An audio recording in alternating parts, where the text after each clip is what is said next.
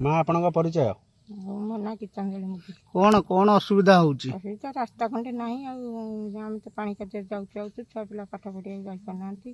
मुझे स्कूल जापारना आ सब वर्षा हेले कौन करूछंती? वर्षा हेल्ले पहरुचु आ कौन करू केते वर्ष होलानी एंती आपन पानी घर रे अछन? मु पिला देखा ए रास्ता खंडे रास्ता खंडे कई दौना आम तो कहूँ पंचायत कहूँ समाधि कहूँ कई तो करना विधानसभा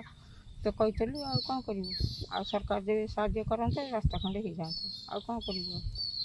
आम उपाय किसी नहीं ना आ गरीब लोक कौट एत पैसा पाइबू आम करूँ आपन मेडिकल स्कूल कॉलेज केमिति कोन छुआ छुआ कांध होकर जाऊँ पहरिकी जाऊँ केमी जी आ छुआर पाठ पढ़ा बंद हो जाऊँ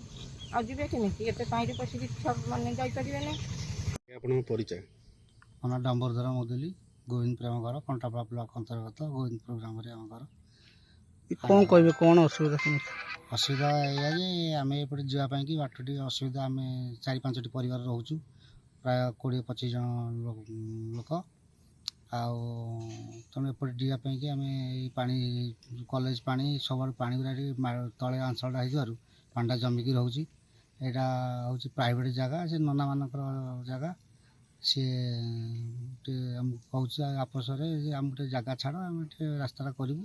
जीवासा करूँ कले भी तुम जगार भी किसी भाउलेसन बढ़ीज एमती तेणु आम बहुत असुविधा जाऊँ वर्षा दिन केमती कौन जाऊँ वर्षा दिन बहुत असुविधा जीवासा करूँ चार करके जाऊँ जदि गोटे हठात रोगी फोगी किए आम घर कि से परिवार टेकिक आनिक रास्ता पाक आइले जाकि नवाक पड़ू मेडिकल फेडिकल नवाक पड़ू आउ स्कूल कॉलेज पिला माने जी वर्षा है जीवा बंद कर दूसरी तुम टेकिक आनी एपटे छाड़े जाऊँ तेणु बहुत असुविधा भर आम गति करुँ आम सरकार को एतिक आपत्ति करुँ जदि पानीटा केमी निष्कासन करते आमको टे बाट कर किसी सुविधाजनक भाव में किसी करते आम उपकृत हो आम आशा करूँ ये बाबद क्या जन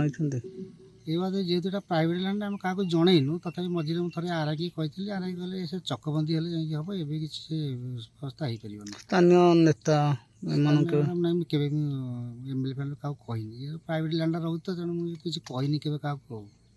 एबे कौन माने चाहूचंती कौन एबे चाहूची जे एतिकी पानीटा केमि ड्रेनेज करिकी छाड़ा जाऊ तापर एठी टिके नक हम रास्ता करिया पई कि जो लोग भाई मानकर जगह अच्छी से केमती कि आपत्ति करी केमती हम रास्ताटा करबे ए विषय तापर आम स्थानीय विधायक मान्यवर छवि भाई आमर निजाली निर्वाचन मंडली अच्छा मुझे चाहूँ आपत्ति आपण माध्यम मीडिया भाई माध्यम आपत्ति करनगोचर हो से केमती आमको यातायात करने सुविधा न कर कहीं आम पाने पाठ पढ़िया ठार आरंभ कर मेडिकल केस ये सब जिन बहुत समस्या सृष्टि हो जहाँकि आम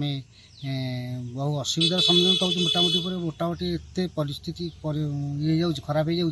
वर्षा दिने आउ कहले न सर तेणु विधायक महाशय को एति आपत्ति करध्यम सी यही कमटी को टिके जदि दृष्टि रखिकी आमको साहाय्य करेंगे आम बेसी चिर उपकृत लाभ करूँ।